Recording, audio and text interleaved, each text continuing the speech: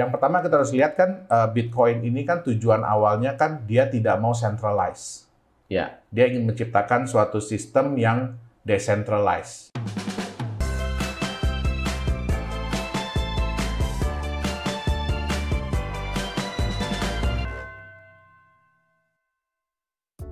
Gimana kabarnya Pak Yonas? Baik sekali, Aman? Coach. Sehat ya? Sehat. Sehat. Thank you banget nih, hari ini kita bisa kumpul ngobrol-ngobrol tentang cryptocurrency. Wah, kita yang thank you udah diundang lagi nih. Sama Coach Iya, Tom. karena kemarin itu rame banget, banyak sekali yang penasaran tentang mining. Yeah. Banyak sekali yang mau tanya kalau mining itu menguntungkan atau tidak, modalnya berapa. Nah, kayaknya kita perlu bahas tentang mining kripto itu menguntungkan, mitos atau fakta. Nah, itu saya silakan Pak Yonas.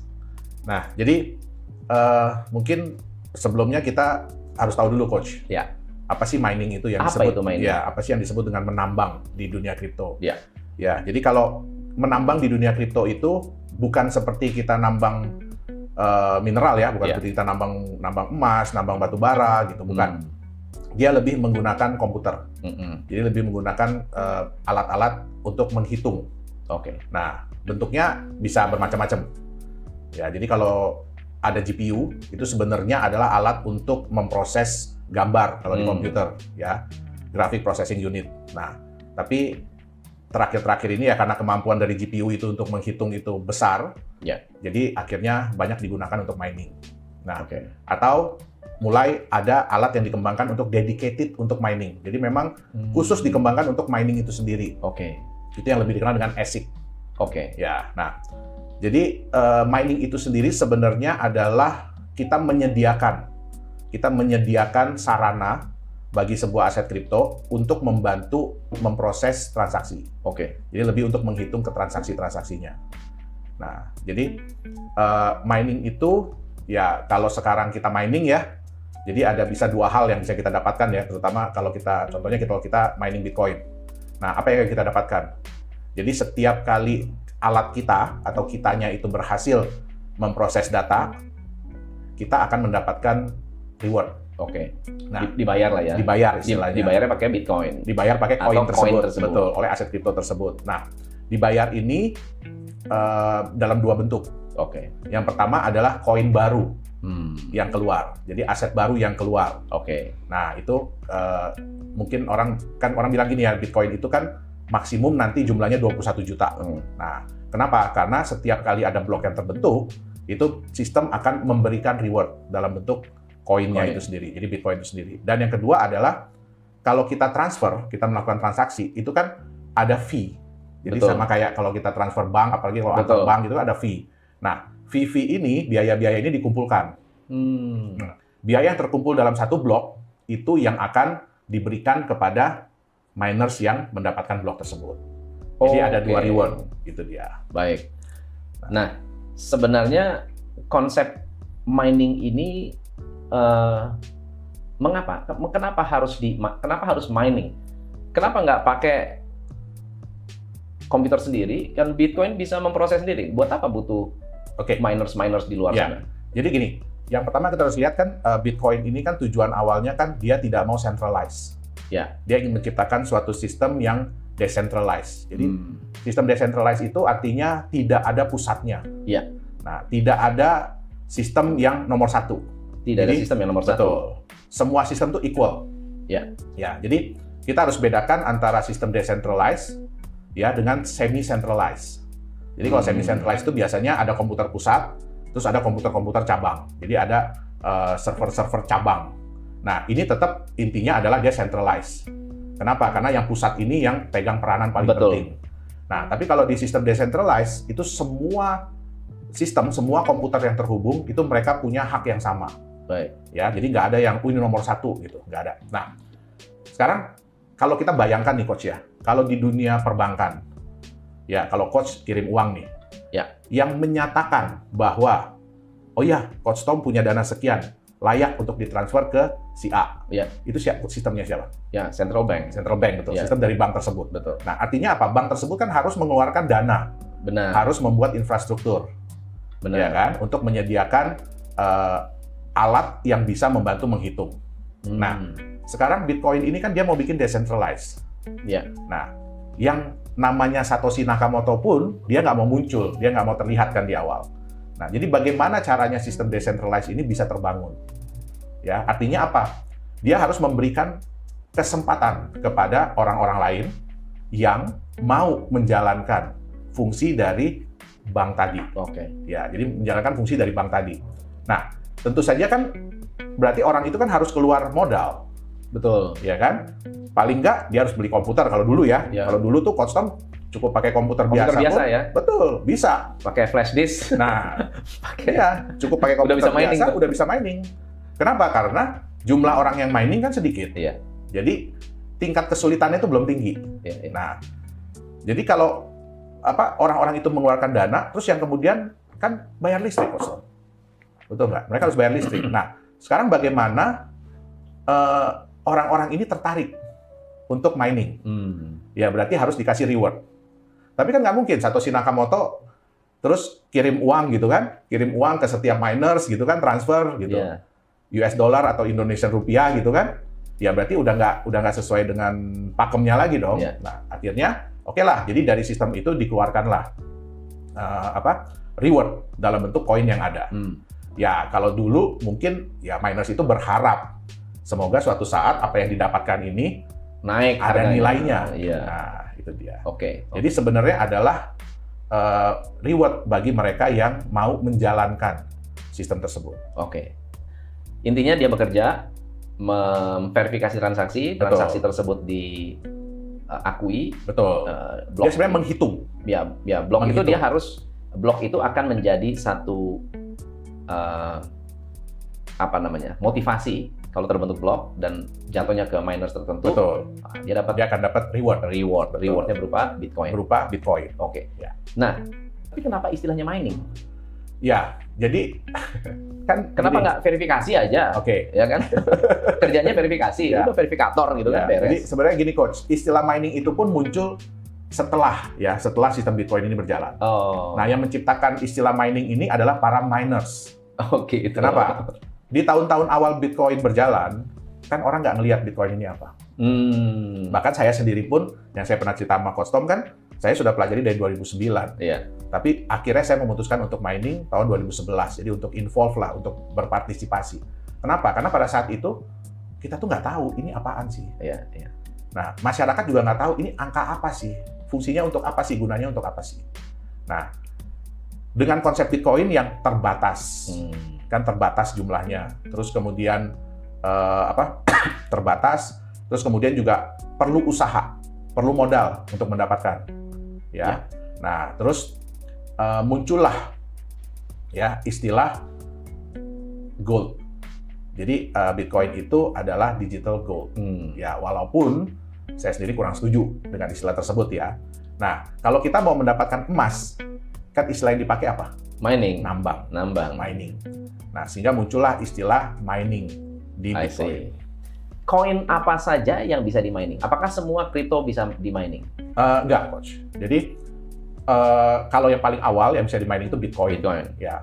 Terus yang kemudian mulai bermunculan ya sebenarnya Ethereum itu pun di mining. Ya. Nah, kemudian ada Litecoin, ya kan, Doge, dan banyak-banyak koin lain. Nah, yang harus kita bedakan adalah dia menggunakan sistem enkripsi apa. Gitu. Jadi kalau dia menggunakan sistem enkripsi, biasanya bisa di mining. Oke. Ya. Tapi yang seperti kita bilang ya, Ethereum itu adalah koin. Oke. Jadi dia bisa di mining. Oke. Sedangkan aset-aset kripto lain yang menggunakan sistem Ethereum itu disebut token.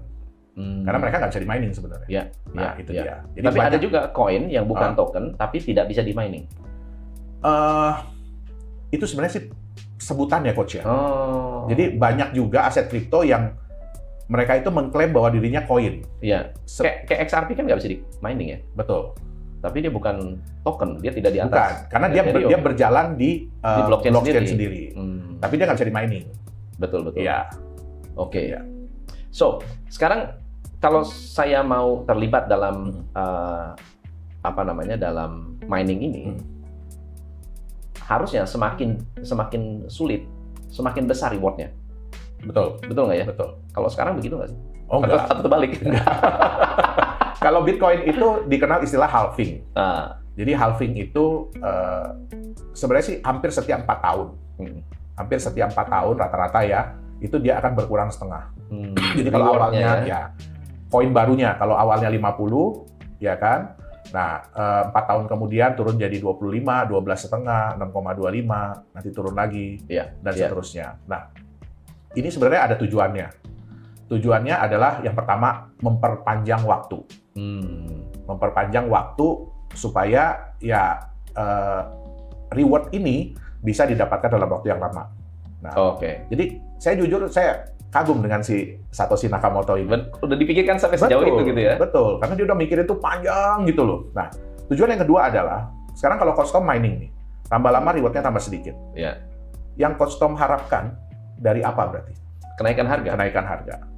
Jadi otomatis para miners nggak mungkin mau dong. Betul. Kalau harganya rendah. Betul nggak? Nah, kenapa? Kalau harganya rendah ya mau nggak mau matiin mesin. Benar. Nah, itu terjadi pada tahun 2018 kalau saya nggak salah, 2018-2019. Itu pada saat Bitcoin itu rendah, titik terendah ya. Nah, itu kita bisa lihat bahwa banyak miners yang akhirnya memutuskan untuk mati mesin. Termasuk saya. Nyerah. Ya, karena mesin jalan terus, rewardnya dikit. Listrik jalan terus, rewardnya tambah sedikit, harganya nggak naik-naik. Nah, jadi ya itu salah satu konsekuensi dari kita mining. Itu dia. Nah, terakhir ya, pertanyaan terakhir yang cukup banyak menjadi pertanyaan, walaupun ini masih panjang ya, masih jauh ya. Andai kata seluruh Bitcoin sudah memenuhi kuotanya 21 juta, miners tidak dibutuhkan? Masih dibutuhkan. Tetapi kan rewardnya sudah sangat kecil sekali. Betul, miners itu masih dibutuhkan. Jadi ada paradigma yang salah. Ya, paradigma yang salah bahwa, wah, kalau nanti Bitcoin sudah habis, sudah terkeluar semua 21 juta, miners stop. Iya, nggak perlu miner lagi. Kan? Atau blok baru tidak akan terbentuk. Betul. Ya, salah. Jadi, walaupun sudah keluar habis 21 juta Bitcoin, tapi blok itu tetap akan terbentuk. Walaupun koinnya udah keluar semua. Ya, blok tetap akan terbentuk. Tapi reward dalam bentuk koin barunya sudah nggak ada. Nah, selain tadi yang saya bilang, selain dari reward koin baru, ada fee transaksi. Nah, fee transaksi dipotong dari yang melakukan transaksi. Betul, fee transaksi. Nah, terus ada yang paradigma bilang, wah nanti miners pada nggak mau, ya kan? Miners pada nggak mau, terus matiin mesin. Kan orang banyak yang berpikir gini, Coach. Semakin lama, difficulty, tingkat kesulitan menghitung itu akan semakin tinggi. Nah, ini si Satoshi juga udah mikirin. Nggak begitu. Jadi, difficulty itu akan mengikuti berapa banyak kekuatan menghitung yang ada. Jadi, kalau kekuatan menghitungnya naik, jadi jumlah miners naik, difficulty itu akan ikut naik. Turun-turun. Naik-naik. Nah, kan ada istilah kalau di kita kan average block time. Jadi, berapa lama satu blok itu akan muncul. Itu kalau di Bitcoin 10 menit. Apakah akan setiap 10 menit keluar? Tidak. Kadang-kadang 10 menit itu, 1 menit kemudian keluar. Nanti 15 menit kemudian baru muncul lagi. Nah, Satoshi ini udah memikirkan bahwa ya satu hari, jadi setiap 10 menit itu diharapkan keluar satu. Nah, berarti kalau 10 menit satu, berarti sejam 6. 24 jam berarti 144 blok yang akan keluar. Ya. Kalau seandainya 144 hari ini nih ketemu 150. Kan lebih dari 144 kan? Betul. Besoknya ketemu 170, lebih dari 144. Nah, nanti udah ada waktunya, difficulty-nya akan dinaikin. Akan naik sendiri. Karena dia berharap rata-rata 144. Nah, apa yang terjadi kalau, kan tadi yang Coach bilang kan, udah nggak menarik lagi dong. Ya kan? Miners matiin mesin nih. Apa yang terjadi? Turun dong. Benar. Hash rate-nya turun, power-nya. Ya, difficulty-nya akan ikut turun. Jadi sebenarnya semua udah dipikirin. Hebat ya. Ya, dia udah tahu, oh kalau ini terjadi begini, ini begini, ini terjadi begini, ini begini, terjadi begini, ini begini. Bagaimana dan itu tidak dikendalikan sama sekali. Tidak. Dikendalikan menggunakan algoritma oleh programnya. Ya. Jadi udah ngitung sendiri dia. Jadi nggak usah takut. Kalau dia bilang nanti kalau Bitcoin udah keluar semua, gimana dong ini? Nggak. Kenapa? Nantinya akan terjadi kompetisi. Akan terjadi, bukan kompetisi, sebenarnya filter. Disaring nih. Siapa orang yang memang benar-benar menjalankan misi Bitcoin atau hanya mencari keuntungan. Benar, benar. Nah, toh kalau nanti orang pada matiin mesin, kan Iya. lumayan coach. Power Lumayan. menurun, Transaksi banyak. transaksi banyak, terus kemudian persaingan sedikit. Benar. Ya udah, jadi biaya turun, ya kan? Toh cover juga, tinggal siapa yang survive belakangan. Benar, benar. Jadi nggak usah takut, walaupun nantinya nggak ada yang mining lagi nih, udah mati nih. Terus Coach Tom punya CPU di rumah nih nganggur ya, Coach Tom nyalain aja. Terus dedicate itu komputer sebagai miners, jalan lagi Bitcoin-nya. Walaupun dengan sumber yang seadanya. Jadi itu semua sebenarnya sudah dipikirkan. Jadi kembali ke 20 tahun yang lalu. 10 kan? 10 tahun yang lalu. 20 tahun yang lalu. Sebelum Bitcoin ada maksudnya? Iya. Nah, jadi tetap berjalan. Jadi nggak usah takut. Oke. Nah, kalau gitu besar nggak sih modal untuk mining? Kita bahas di sesi berikutnya ya. Siap. Oke. Siap. Teman-teman, kalau Anda merasa ini adalah hal yang bermanfaat, komen. Dan pertanyaan-pertanyaan apa yang ingin Anda ajukan, silahkan komen di channel ini. Dan kita harus thank you kepada Pak Yohanes. Next time kita bahas tentang berapa besar sih modal untuk mining dan worth it atau tidak. Oke?